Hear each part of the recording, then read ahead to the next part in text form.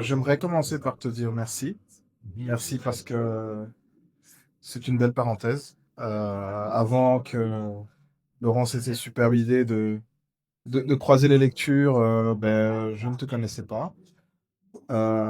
C'est passé d'un chemin à l'autre, je te rassure. Dès que j'ai terminé, j'en ai tellement parlé que ma femme s'est dit, tiens, il faut absolument que je le lise. C'est une belle parenthèse. Je vais prendre mon petit copion, tu me permets. Je vais quand même essayer de préparer deux, trois petites notes. Euh, Parce que j'ai été vraiment touché. euh, et finalement, il y a 23 poèmes. J'en ai choisi 3. Pas parce que les autres sont moins bons, mais parce que ceux-là ont vraiment fait écho et j'avais envie de m'arrêter pour pouvoir les partager.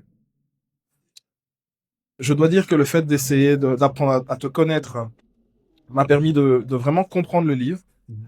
Et donc, sans surprise, évidemment, le premier, c'est Le Papillon. Oui. On commence par ça. Et quelle belle manière de commencer. Et je lui disais encore tout à l'heure, justement, quand je suis allé le voir, c'est un choix à la fois judicieux et très parlant. Euh, pour moi, c'est une clé biographique. En fait, le livre s'ouvre avec un enfant qui court après un papillon, un rêve d'enfant simple, plutôt universel. Mais en lisant, j'ai compris que quelque chose, qu'il y avait quelque chose, qu'il y avait quelque chose de l'ordre de la représentation. Parce que au départ, je me suis dit, oh, bah tiens, un gamin qui court. Et il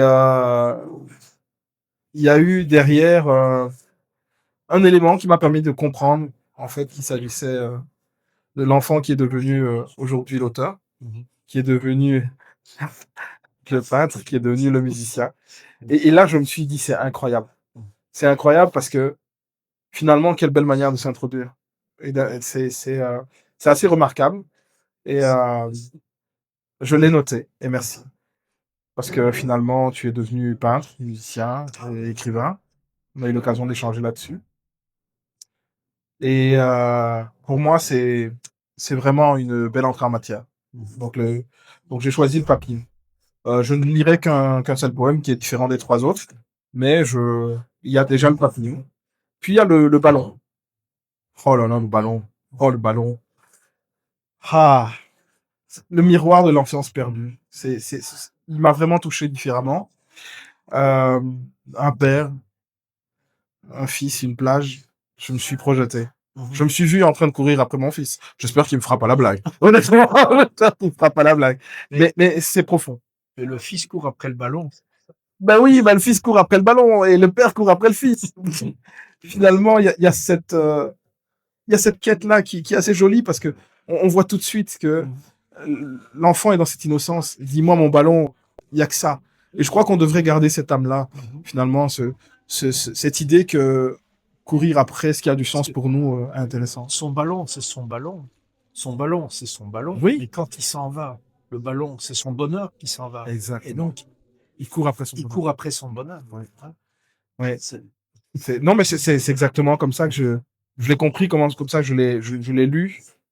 Et ce sentiment de je l'ai enfin, je crois qu'on le connaît tous, ouais. quelque part. On a couru, on le connaît. Et c'est ça qui parle finalement. Euh, Enfant, je sais on savait faire ça assez naturellement. On savait poursuivre ce qui comptait sans se demander si ça valait la peine. Ouais. Et adulte, on a tendance à l'oublier. Et on savait le faire, mais on lâchait tout pour ça. Oui. On lâche tout. Oui. C'est... Aujourd'hui, effectivement, on est dans la maîtrise et c'est ce rappel-là. En tout cas, c'est ce moment intéressant. Et puis, il y a le cerf-volant. Ah oui. Oh là là. Le cerf-volant. Une invitation à aller plus loin, je crois que le troisième, c'est peut-être plus trouble. Si dès qu'une adolescente, un cerf-volant bleu, il y a du désir dans ce poème, pas seulement de l'innocence, quelque chose de plus profond, de plus ambigu. Et une sensibilité discrète, une intuition féminine qui précède les mots. Évidemment, je ne vais pas tout expliquer, mais en tout cas, ces 3-là, je voulais m'arrêter là-dessus. Je vais me permettre de lire un petit passage que j'ai trouvé assez sympa. Et voilà, c'est fait. Oh non, ne te tracasse pas, j'irai. Il ira pas très loin. Merci bien. Comment? Désormais, ils sont deux. La vie d'avant, sans saveur, siphonnée de son sens, croupie dans le terne et le mièvre. Le temps, pour de bon, s'est arrêté. Passé et avenir se sont enfoncés à jamais sous les entrailles de la terre. Dehors pourtant se poursuit la frénétique pagaille. Comment se résigner à cette existence humaine, si faillible et imprévisible?